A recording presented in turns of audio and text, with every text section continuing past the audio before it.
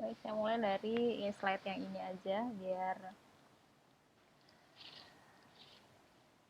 Nah, jadi kalau kita membahas tentang RKUHP, pada prinsipnya ada perubahan terkait dengan pidana mati yang dikeluarkan dari pidana pokok yang pertama, dan kemudian ada penambahan pidana pengawasan dan pidana kerja sosial yang sebelumnya belum ada di dalam pasal 10 KUHP kita yang sekarang. Selanjutnya terkait dengan pidana tambahan juga memberikan variasi yang lebih banyak dibandingkan dengan pidana tambahan yang ada dalam KUHP, yang mana pidana tambahan dalam KUHP kita sekarang itu hanya membahas 3 hal, yaitu pencabutan hak-hak tertentu, perampasan barang-barang tertentu, nomor 1 dan nomor 2 sama, pengumuman putusan hakim sama. Namun ada 3 tambahan bentuk pidana tambahan dalam rancangan KUHP, yaitu pembayaran ganti rugi, pencabutan izin tertentu, ini biasanya untuk korporasi, dan kemudian pemenuhan kewajiban adat menurut hukum yang hidup dalam masyarakat. Ini juga adalah sesuatu hal yang baru dalam konsep hukum pidana di Indonesia. Sedangkan pidana mati bukannya dihilangkan, tetapi dijadikan sebagai pidana yang bersifat khusus. Artinya dia hanya dijadikan sebagai pidana yang diberikan kalau memang kondisinya sangat membutuhkan. Dan dalam pasal 67 RKUHP itu dijelaskan bahwa pidana mati itu harus diancamkan secara alternatif. Jadi tidak bisa hanya pidana mati, tapi harus ada alternatifnya. Dan pelaksanaan pidana mati pun sangat strict dalam RKUHP, tidak seperti yang ada dalam KUHP sekarang. Jadi penggunaan pidana mati bukan dihilangkan, tetapi masih ada hanya untuk tindak pidana tertentu dan dengan penggunaan yang sangat khusus, karena pidana mati ini dianggap sebagai pidana yang tidak bisa ditarik kembali. Jadi memang pelaksanaannya dilakukan secara khusus. Nah, untuk pidana penjara yang ada dalam RKUHP ini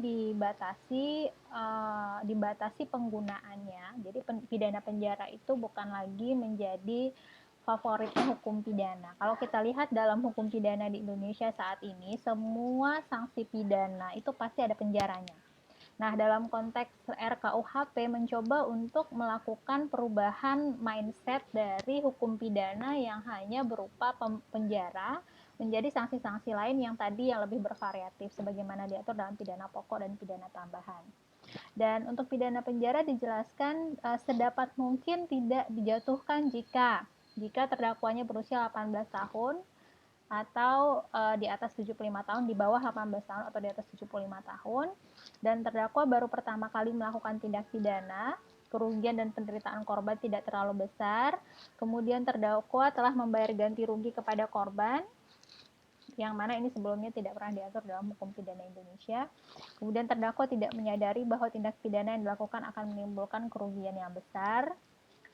Kemudian tindak pidana terjadi karena hasutan yang sangat kuat dari orang lain. Jadi hasutan dari orang lain melakukan tindak pidana menjadi pertimbangan. Misalnya Anda ikut tawuran karena ikut-ikutan gitu. Itu kan dianggap sebagai pertimbangan untuk tidak menjatuhkan sanksi pidana penjara. Korban tindak pidana mendorong atau menggerakkan terjadinya tindak pidana tersebut. Jadi ada partisipasi korban yang besar dalam terjadinya tindak pidana.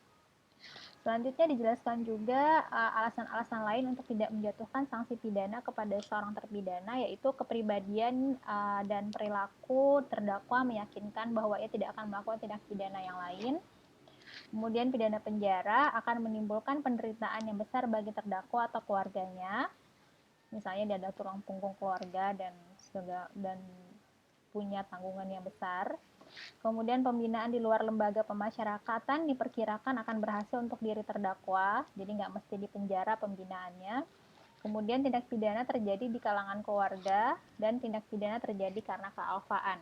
Jadi ini adalah beberapa ketentuan-ketentuan yang dijelaskan secara eksplisit dalam rancangan Kitab Undang-Undang Hukum Pidana terkait dengan pertimbangan hakim dalam hal tidak menjatuhkan sanksi pidana kepada si terpidana. Selanjutnya, pidana penjara sedapat mungkin tidak dijatuhkan jika yang tadi kita bahas itu tidak berlaku bagi tindak pidana yang diancam dengan pidana penjara yang lebih besar daripada 5 tahun, atau tindak pidana tertentu yang sangat membahayakan, merugikan masyarakat, atau merugikan keuangan atau perekonomian negara. Jadi ketentuan tadi terkait dengan himbauan kepada hakim untuk tidak menjatuhkan pidana penjara yang tadi disebutkan itu hanya berlaku untuk tindak pidana yang tidak terlalu berat, yaitu tindak pidana yang ancaman pidananya itu tidak lebih dari 5 tahun, maksimal 5 tahun. Atau kalau menurut pandangan hakim, dia merupakan tindak pidana yang membahayakan atau merugikan masyarakat atau merugikan keuangan dan perekonomian negara secara luas. Selanjutnya pidana denda. Pidana denda juga bisa digunakan sebagai pidana pengganti penjara. Kalau kita tahunya kan sekarang adalah pidana pengganti itu adalah pidana kurungan yang mana dia menggantikan denda. Jadi biasanya orang kalau nggak bisa bayar denda, dia masuk penjara lagi dalam bentuk kurungan. Dia mendapatkan sanksi pidana kurungan. Sedangkan dalam RKUHP diatur justru adalah seseorang bisa membayar denda sebagai pengganti penjara. Jadi kalau misalnya dia nggak mau masuk penjara, bisa dia hanya membayar denda saja.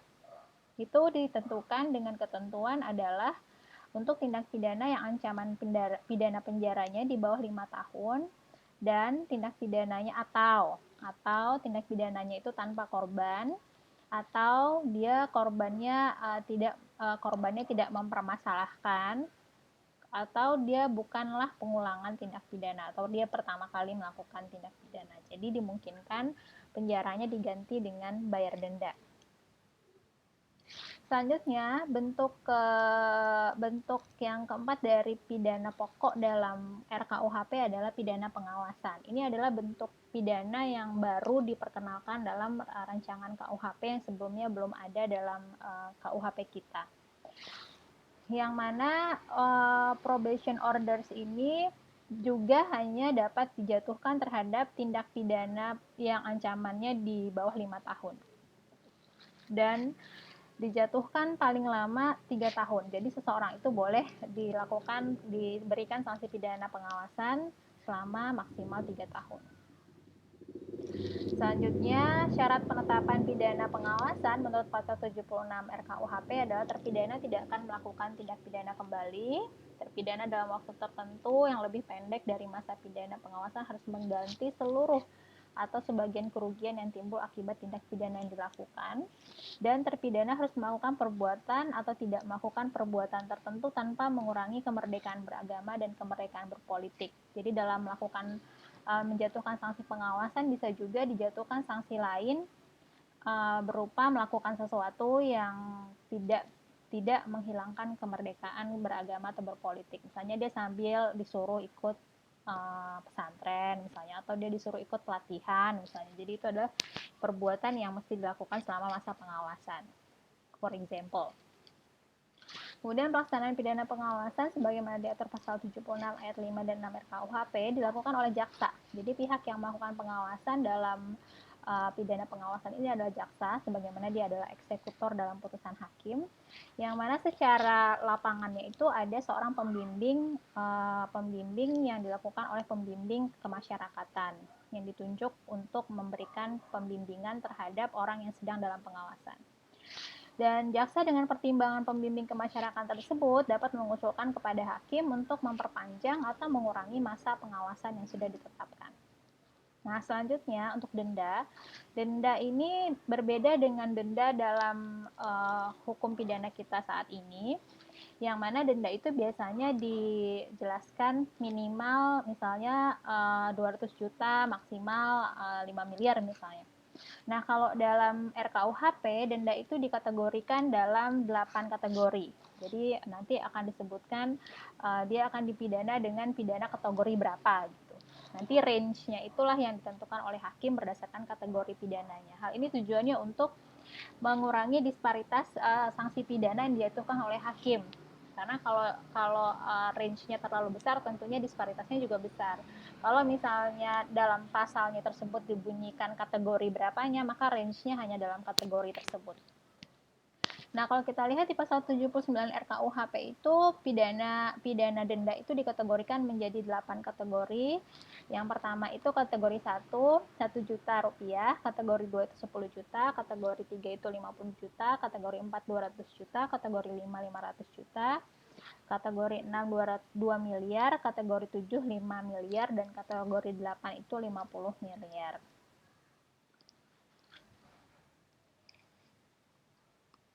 Nah, dimungkinkan juga untuk melakukan pengangsuran pembayaran denda. Kalau misalnya dia nggak bisa langsung membayar full, maka pembayaran dendanya bisa diangsur.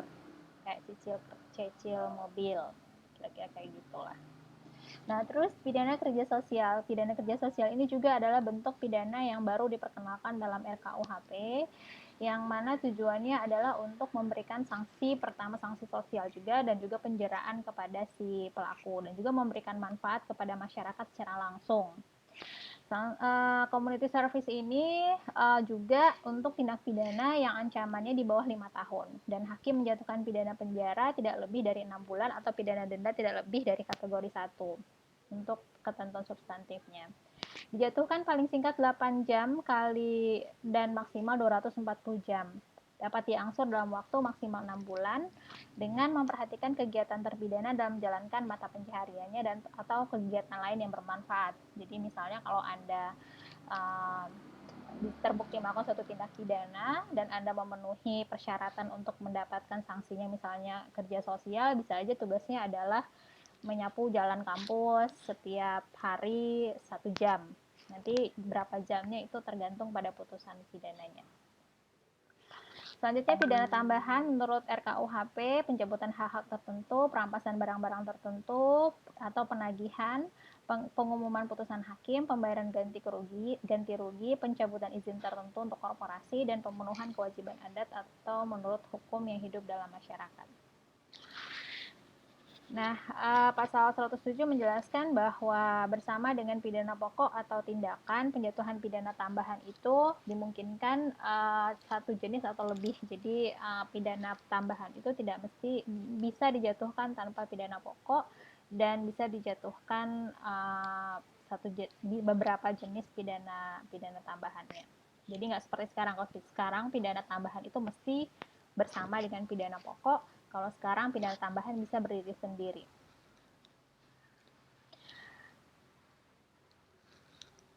Oke, selanjutnya pemenuhan kebutuhan kewajiban adat diutamakan apabila yang dilanggar adalah suatu ketentuan adat yang masih hidup dalam masyarakat. Pemenuhan kewajiban adat sebanding dengan pidana denda kategori 1, dan jika kewajiban adat setempat tidak dipenuhi, terpidana dapat dikenai pidana pengganti atau pidana denda atau dikenai pembayaran ganti rugi. Jadi diutamakan untuk tindak pidana yang memang terkait dengan masyarakat adat tersebut. Pidana mati diatur secara alternatif dan sebagai upaya terakhir untuk mengayomi masyarakat. Dilaksanakan setelah permohonan gerasi bagi terpidana ditolak presiden, dan tidak dilaksanakan di muka umum dengan menembak terpidana sampai mati oleh regu tembak. Pelaksanaan pidana mati terhadap wanita hamil, sedang menyusui, atau orang yang sakit jiwa ditunda sampai wanita tersebut melahirkan atau tidak menyusui lagi, atau orang yang sakit jiwa tersebut sembuh. Nah, jadi panjang prosesnya sebelum akhirnya dia dipidana mati, menunggu keputusan gerasi, permohonan gerasi yang diajukan oleh si terpidana tersebut. Masa percobaan sebelum melaksanakan pidana mati juga diatur. Terpidana menunjukkan rasa menyesal dan ada harapan untuk diperbaiki atau ada alasan yang meringankan, dapat diubah menjadi pidana penjara seumur hidup dengan keputusan presiden setelah mendapatkan pertimbangan Mahkamah Agung. Tindakan yang dapat dikenakan bersama-sama dengan pidana pokok. Nah, kalau kita bicara tentang hukum pidana, dia kan bicara tentang pidana sanksinya, tapi juga bicara tentang tindakan dalam pengertian pemulihan. Bisa jadi dia dikenakan bersama-sama, kita sebut dengan double track system. Jadi pidana dalam konteks pemidanaan, menjatuhkan sanksi pidana, atau tindakan yang tujuannya adalah untuk merehabilitasi atau mengembalikan ke kondisi semula. Nah, kalau misalnya hakim menjatuhkan kedua-duanya, maka dia disebut sebagai double track system yang dimungkinkan dijatuhkan kepada seseorang. Berupa pelatihan kerja, jadi tindakannya berupa pemberian pelatihan kerja, diwajibkan untuk mengikuti pelatihan kerja, atau di perawatan di lembaga tertentu, Kalau misalnya sakit jiwa atau dia ada gangguan-gangguan lain, atau rehabilitasi, atau diberikan konseling. Oke, selanjutnya saya mau masuk ke materi tentang kewenangan presiden dalam hukum pidana. Kewenangan presiden dalam hukum pidana itu pada prinsipnya ada 4, yaitu grasi, rehabilitasi, abolisi, dan amnesti. Grasi dan rehabilitasi ini diberikan oleh presiden dengan pertimbangan Mahkamah Agung, sedangkan abolisi dan amnesti ini adalah kewenangan presiden yang diberikan dengan pertimbangan DPR. Nah, kalau kita lihat di sini, kenapa satu pertimbangan Mahkamah Agung, kenapa satu DPR? Nanti akan kita bahas. Mahkamah Agung berarti terkait dengan kewenangan judisial, pertimbangan DPR berarti terkait dengan kewenangan legislatif, wakil rakyat. Dasar hukumnya adalah pasal 14 Undang-Undang Dasar 1945, Undang-Undang Nomor 22 Tahun 2002 tentang grasi, pasal 35 Undang-Undang Nomor 5 Tahun 2004 tentang Mahkamah Agung, PP Nomor 67 Tahun 1948 tentang permohonan grasi, Undang-Undang Darurat Nomor 11 Tahun 1954 tentang amnesti dan abolisi, yang mana saat ini undang-undang ini sedang dibahas untuk direvisi, tapi sampai sekarang belum. Nah, pengertian grasi. Grasi ini adalah pengampunan berupa perubahan, peringanan, pengurangan, atau penghapusan pelaksanaan pidana kepada terpidana yang diberikan oleh presiden. Nah, jadi orang ini sudah terbukti bersalah, tapi kemudian grasi itu adalah berupa pengampunan yang diberikan oleh presiden berupa perubahan sanksi pidana yang dijatuhkan tadi, misalnya dia dijatuhkan sanksi pidana mati, tapi kemudian presiden bisa melakukan perubahan terhadap sanksi pidana mati tersebut menjadi pidana penjara seumur hidup misalnya, atau peringanan, atau pengurangan, atau penghapusan pelaksanaan pidana kepada terpidana yang diberikan oleh presiden. Nah, jadi pada prinsipnya grasi itu adalah pengampunan. Pengampunan yang diberikan oleh presiden dengan pertimbangan Mahkamah Agung. Selanjutnya prosedur grasi terhadap putusan pengadilan yang telah memperoleh kekuatan hukum tetap atau inkrah. Jadi putusannya sudah tetap, kemudian baru bisa diajukan permohonan grasi. Terhadap pidana mati, penjara seumur hidup atau penjara paling rendah 2 tahun. Jadi kalau penjaranya 1 tahun nggak bisa. Kalau penjaranya lebih rendah daripada 2 tahun tidak dimungkinkan untuk diajukan grasi. Hanya dapat diajukan 1 kali, kecuali telah lewat waktu 2 tahun sejak penolakan grasi. Nah, jadi pada prinsipnya hanya bisa dilakukan 1 kali. Tapi kalau dia pidana penjaranya panjang, masa penjaranya panjang, dalam 2 tahun dia bisa mengajukan kembali grasinya. Terpidana yang pernah diberi grasi dari pidana mati menjadi pidana penjara seumur hidup dan telah lewat waktu 2 tahun sejak tanggal keputusan pemberian grasi. Jadi misalnya dia pidana mati, terus dia didapatkan grasi pidana penjara. Setelah dia menjalani pidana penjara 2 tahun seumur hidupnya, dia dimungkinkan lagi untuk mengajukan grasi. Bentuk pemberian grasi adalah perubahan jenis pidana, tadi misalnya dari pidana mati menjadi pidana penjara, peringanan atau pengurangan jumlah pidana, penghapusan pelaksanaan pidana. Prosedurnya diajukan oleh terpidana kepada presiden, tidak menunda pelaksanaan putusan pemidanaan bagi terpidana kecuali dalam hal putusan pidana mati. Nah, jadi kalau misalnya dia sudah putus putusannya, kalau pidananya yang diputus dalam putusan tersebut adalah pidana mati, kemudian dia mengajukan grasi, maka eksekusi pidana matinya harus menunggu sampai keluar putusan grasinya. Tapi kalau misalnya dia adalah pidana penjara, sanksi pidananya misalnya pidana penjara 20 tahun penjara.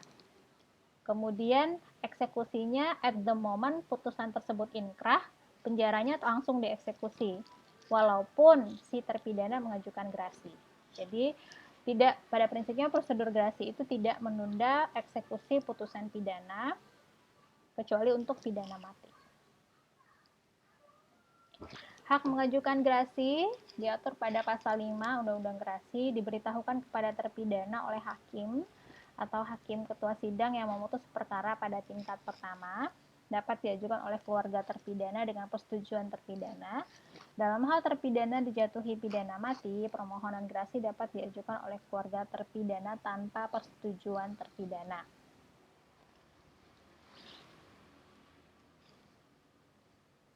Selanjutnya rehabilitasi.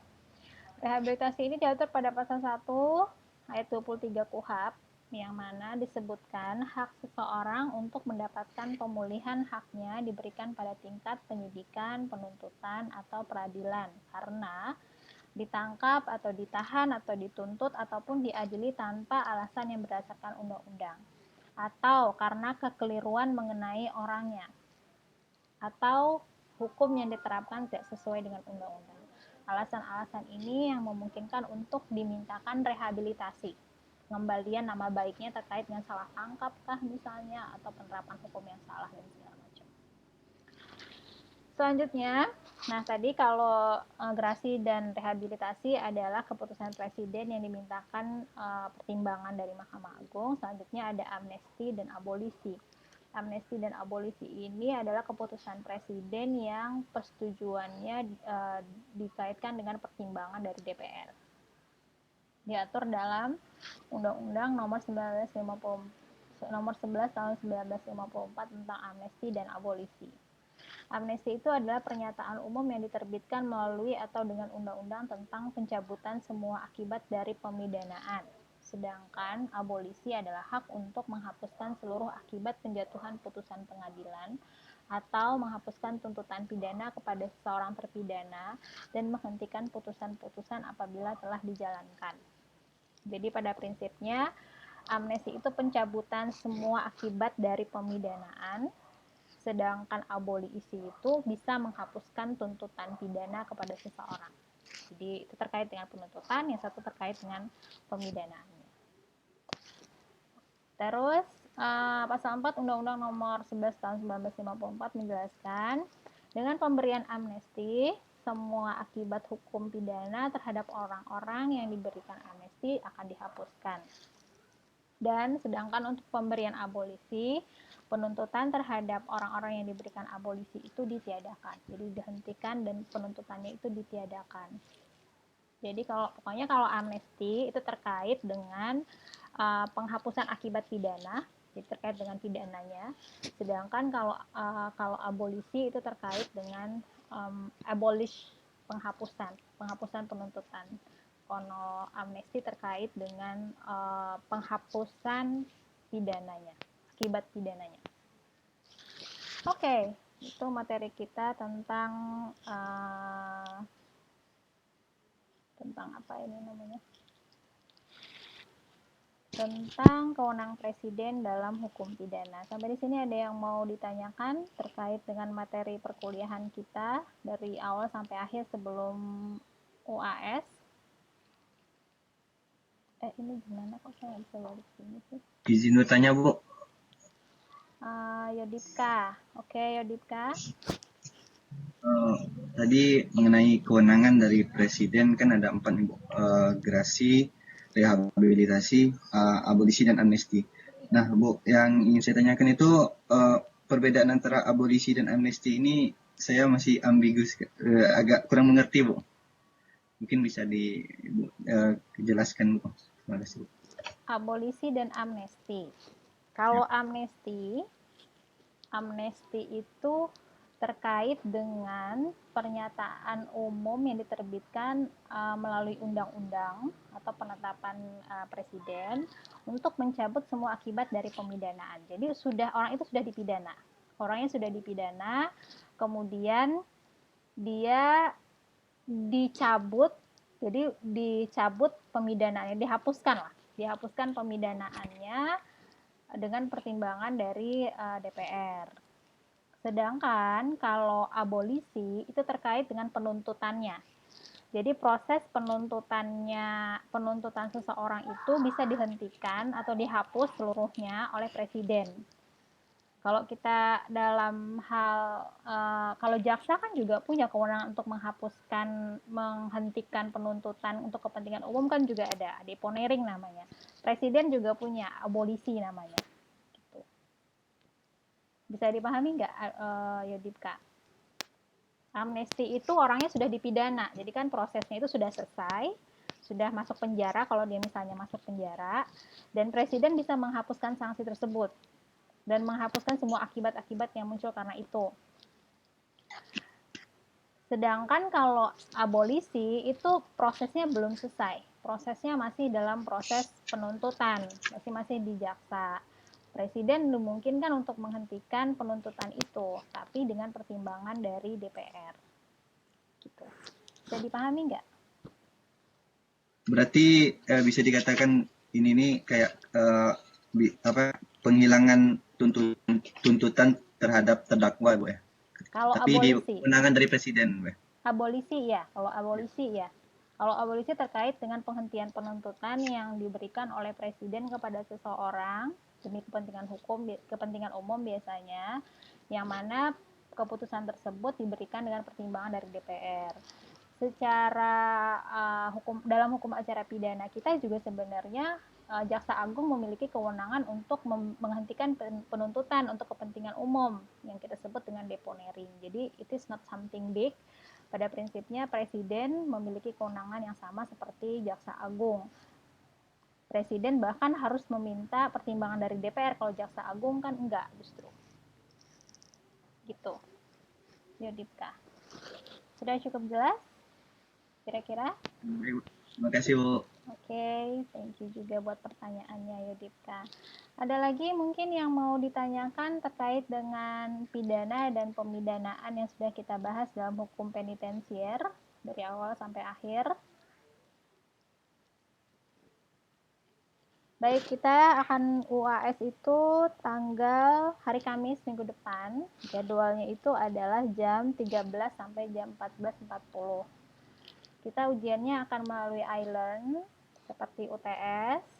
Pastikan Anda ada di jaringan yang baik pada saat ujian dan agar belajar sebelum Anda mengikuti ujian.